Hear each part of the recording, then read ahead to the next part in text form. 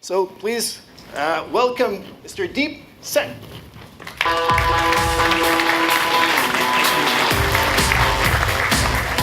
Yeah, thanks for the introduction. Like you said, my name is Deep.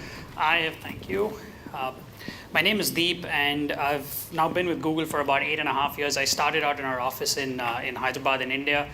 Since then, I've done brief stints in Australia and the US, and now I've been here in Canada for the last 3 years, which has been great. I'm based in our office in Toronto.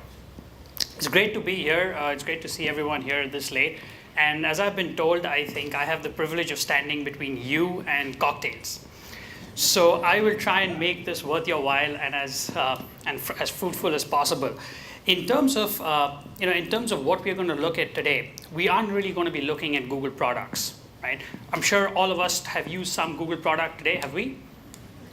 Yes. So yeah, we're not really going to be talking about Google products, but we'll talk a little bit more about a concept that we have been trying to, let me use the word evangelize, but the whole point of this conversation around profit-driven marketing has been in the e-commerce space, and we've been trying to get a lot of the partners that we work with to grab this notion of looking at marketing not necessarily as a cost center, but looking at it as an acquisition, as a distribution center. And that's what we would talk about today.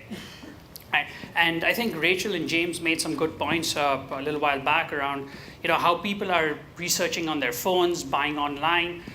People are going to stores and then buying online. So there's a lot of connectivity and things like that happening. So let's get into a little bit of profit-driven marketing.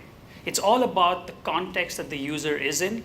Today, we no longer need to physically be in a location to access the internet. We don't have to physically be in that one place to access a device which gives us access to the internet. It's literally all pervasive. It's with us at all times. Given all of that, today, if anybody here was to have a conversation between themselves and say, what are we doing after this? What happens after the cocktail? Should we go out for a drink? What's the first thing we are going to do? We're going to pull out our phones and we're going to look for options close by. It is at that point in time, as a marketer, as an advertiser, it is at that point in time that we need to get before these users, because users are looking for information, and it becomes our job as marketers to give users that information that they're seeking. And by being able to do so as a marketer and as an advertiser, we're able to win these moments that matter. Right? In the marketing scheme, we've heard about the 0 moment of truth, the first moment of truth, the second moment of truth, and then all the other moments that follow in the care phase. But how is it that we win these moments that matter? We have essentially been trying to boil it down to 3 key things.